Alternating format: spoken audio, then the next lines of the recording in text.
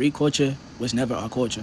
Ghetto-ness was never our culture. Poorness and struggling was never our culture. They replaced your lively culture with poor Irishman culture. They replaced your love with their lust. They replaced your richness with their poverty. How did they give you gangsterism when that came from the Italians? How did they give the Italian culture towards someone that's like you? And now that you don't know who you are, you take pride inside of it.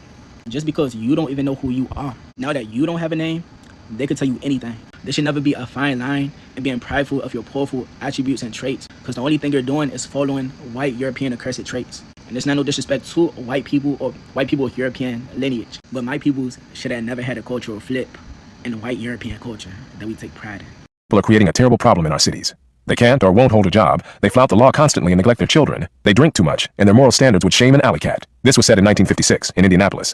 Not about blacks or other minorities, but about poor whites from the South. The cultural values prevalent among Southern whites included an aversion to work, proneness to violence, neglect of education, sexual promiscuity, drunkenness, lively music and dance, and a style of religious oratory marked by strident rhetoric, unbridled emotions, and flamboyant imagery, which originated not in the South, but in those parts of the British Isles from which white Southerners came. That culture long ago died out where it originated in Britain, while surviving in the American South. Then it largely died out among both white and black Southerners, while still surviving today in the poorest and worst of the urban black ghettos.